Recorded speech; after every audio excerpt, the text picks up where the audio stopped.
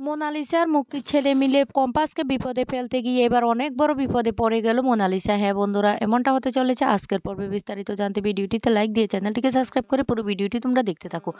গল্পের শুরুতে আমরা দেখতে পারবো কম্পাস বলতে লাগলো, মোনা ম্যাডাম খুব সুন্দর করে সাজিয়েছে, আমার না খুব পছন্দ হয়েছে। এবার আপনি মোনা ম্যাডামের হাত ধরে নাচ করবেন, আমি না খুব আনন্দ করব, কারণ আমার কাছে খুব ভালো লাগছে, আপনার কাছে ভালো লাগছে না?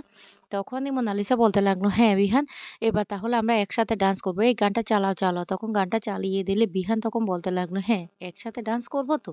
এই বলে হঠাৎ করে কম্পাসের হাত ধরে কম্পাসকে টেনে নিয়ে গিয়ে কম্পাসের সাথে ডান্স করা শুরু করে, যা দেখে মোনালিসা হিংসায় জ্বলতে থাকে। মোনালিসা তখন বলতে লাগলো, না এটা হতে পারে না, এটা হতে পারে না, এই কম্পাস যেখানে আসবে সেখানেই একটা না একটা সমস্যা সৃষ্টি করবে। অন্যদিকে সৃষ্টিকা মেঘবালা সবাই খুব খুশি হয় বিহান কম্পাসের সাথে নাচ করছে। এইদিকে কান্না করতে থাকে মোনালিসা। তখনই সেনাপতি সেখানে এসে বলতে লাগলো, এইভাবে চোখের জল ফেললে তো হবে না, প্রতিশোধ নিতে হবে, প্রতিশোধ। এই নাও ড্রিঙ্কস। এই বলে মোনালিসার হাতে ড্রিঙ্কসের ধরিয়ে দেয়। আর মোনালিসা সেই বিহান আর কম্পাসের ডান্স দেখে একের পর এক ড্রিঙ্কস খেতে থাকে। আর সেনাপতি তখন বলতে লাগলো, আজকে চরম প্রতিশোধ নেবে। তখন মোনালিসা বলতে লাগলো, একদম ঠিক কথা বলেছ, ওকে আমি ছাড়বো না, ওকে আমি ছাড়বো না, ও আমার বিহানকে নিয়ে আমার চোখের সামনে এইভাবে ডান্স করছে। এদিকে এ হঠাৎ করে কম্পাস বিহানকে বলতে লাগলো, কি বিহান স্যার, গার্লফ্রেন্ডের সাথে ডান্স করবেন বলে এখন আমার হাতটা টেনে নিলেন, এখন বুঝতে পারছেন আমাদের কেমিস্ট্রিটা কি? কেমিস্ট্রি আমি আপনার থেকে ভালো বুঝি। বিহান তখন বলতে লাগলো, এখানেও পাকামো করছো? আর পাকামো কিন্তু ভালো লাগছে না। আর যেটা বলছি সেটা মন দিয়ে শুনো। তোমার সাথে ডান্স করছি এই না যে আমি তোমাকে ভালোবাসি। তখন কম্পাস বলতে লাগলো, আমি তো কেমিস্ট্রি পেপারে আপনার থেকে ফার্স্ট, তাই আমি বুঝি কে কার সাথে কার জুড়ি পারফেক্ট সেটা আমি বেশ ভালো করে জানি। এদিকে মোনালিসার কান্না করতে থাকে। আর তখনই মোনালিসার কাছে ফোন আসে মুক্তির। মুক্তির ফোন পেয়ে মোনালিসা বলতে লাগলো, কেন? কেন ফোন করেছো আমাকে? আমার গায়ে আগুন ধরানোর জন্য? এমনিতে আমি কতটা আ টেনশনের মধ্যে আছি সেটা তুমি জানো না? তুমি দেখতে পাচ্ছ না? তার উপর তুমি আমার সাথে এভাবে কথা বলছো। মুক্তি তখন বলতে লাগলো, "শুনো মোনালিসা, তোমাকে আমি একটা কথা বলি।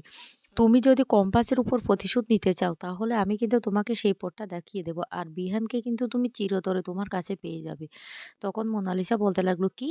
কিভাবে?" তখনই বলতে লাগলো, "ছোট্ট একটা রিস্ক নিতে হবে। আর সেই রিস্কটা যদি তুমি নিতে পারো তাহলে কিন্তু তুমি কিন্তু বিহানকে চিরতরে কাছে পেয়ে যাবে।" তখনই মোনালিসা বলতে লাগলো, "রিস্ক? সেটা বুঝলাম না, বুঝিয়ে বলো।" তখনই মুক্তি বলতে লাগলো, "তোমার সামান্য একটু ক্ষতি হবে। কিন্তু ক্ষতি হলো, তুমি যে বিহানকে চিরতরে পেয়ে যাবে সেটা কিন্তু একদম পারফেক্ট।" এই কথা বলার সাথে, সাথে তখন মোনালিসা বলতে লাগলো, "ঠিক আছে, আমি রাজি। এবার আমাকে বলো আমাকে কি করতে হবে?" তখনই মুক্তি মোনালিসাকে সবটা বুঝিয়ে দেয় আর বলতে লাগলো, "আমার ছেলে সেখানে আছে। আমার ছেলে সেনাপতি তোমাকে হেল্প করবে। এই সামান্য কাজটা তুমি যদি করতে পারো তোমার একটু ক্ষতি হবে, কিন্তু তারপরেও তুমি বিহানকে একদম চিরতরে কাছে পেয়ে যাবে পারফেক্ট ভাবে। আর কম্পাস না অনেক দূরে চলে যাবে।" তখনই মোনালিসা বলতে লাগলো, "আমি বিহানকে পাওয়ার জন্য যত কিছু করতে হয় সবকিছু করব। দরকার পড়লে দরকার পড়লে আমার ক্ষতি হলেও হবে।" এই কথাটা বলতে থাকে। আর তখনই মুক্তি বলতে লাগলো, "ঠিক আছে তাহলে আমি এখন রাখছি। পরে তোমার সাথে আবার কথা বলব। তুমি না সেনাপতির সাথে মিলে কাজটা সেরে ফেলো।" মোনালিসার কথা শুনে মুক্তি তখন বলতে লাগলো, "ঠিক আছে তাহলে, তাহলে তোমরা ওখানে কাজটা করো, আমি এদিকের ব্যবস্থাটা করছি। দেখবে বিহান চিরতরে তোমার হয়ে যাবে।" তখনই মোনালিসা বলতে লাগলো, "আমাকে যা করতে হয় আমার ক্ষতি হলে হবে। আমি সেই কাজটা করব মুক্তিবাসী, তুমি কোনো চিন্তা করো না। ঠিক আছে তাহলে এখন রাখি।" এই বলে ফোনটা কেটে দেয়।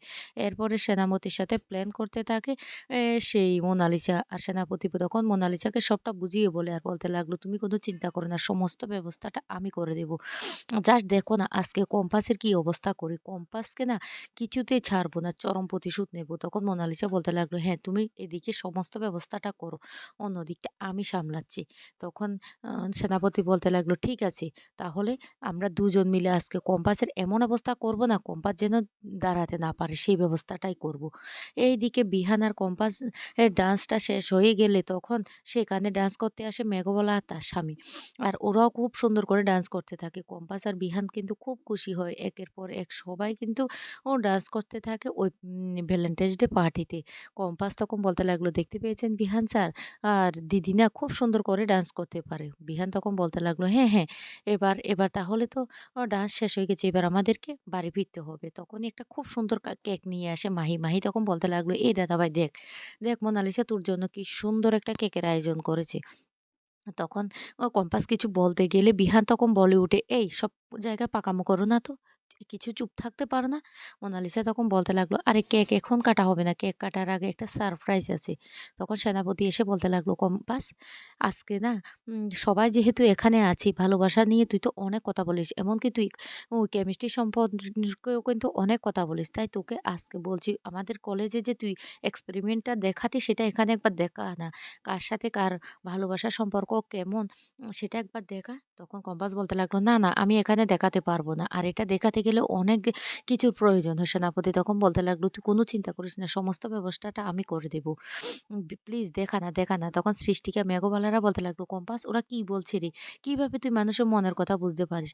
প্লিজ দেখা না, দেখা না।" সৃষ্টিকা তখন বলতে লাগলো, "ও বৌদি ভাই দেখাও না, দেখাও না।" তখন বিহানও বলতে লাগলো, "ও কম্পাস দেখি না তোমার পাকা মুখটা একটু।"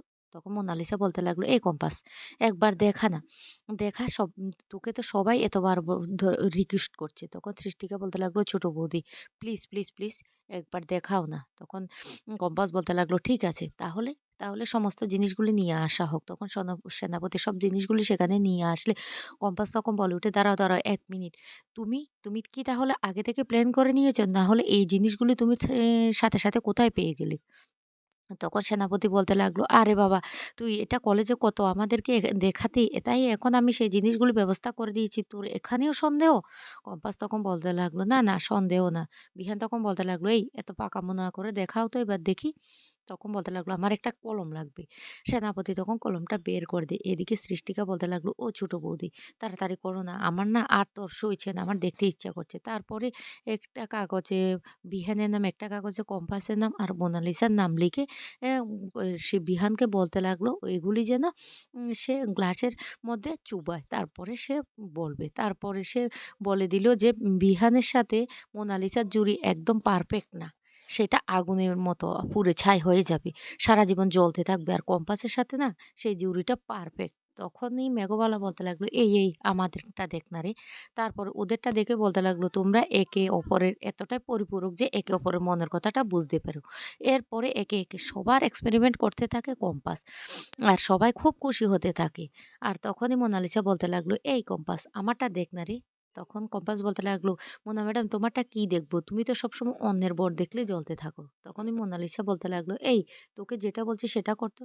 তুই আমারটা দে তো।" এদিকে সেই সেনাপতি সেখানে লেবুর জলের পরিবর্তে একটা কার্বোহাইড্রেট গ্যাস এমনভাবে রেখে দেয় যে এটা কিন্তু মারাত্মক ক্ষতি হতে পারে। কিন্তু সেটা কিছুতে কম্পাস জানতো না। আর মোনালিসাকে বলতে লাগলো, "তাহলে মোনা ম্যাডাম তুমি একটা কাগজ ডে চুবিয়ে দেখো না।" আর সাথে সাথেই সেই গ্লাসের গ্যাসটা মোনালিসার চোখে এসে মোনালিসা চিৎকার শুরু করে। কম্পাস তখন বলতে লাগলো, এই সেনাপতি তুমি এখানে কি মিশিয়েছো? এখানে তো লেবুর রস থাকার কথা। তাহলে তুমি এর পরিবর্তে কি মিশিয়েছো?"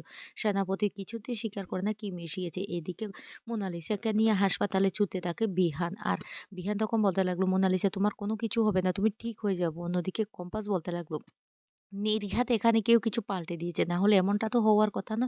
এই কাজটা করেছে সেনাপতি। সেনাপতি আমার হাতে মোনা ম্যাডামের ক্ষতি করার জন্য এটা করেছে। অন্যদিকে হাসপাতালে ডাক্তারবাবু বলছে ইমিডিয়েটলি মোনালিসাকে অপারেশন করতে হবে। না হলে চোখ দুটো নষ্ট হয়ে যেতে পারে। যা শুনে টেনশনে পড়ে যায় বিহান।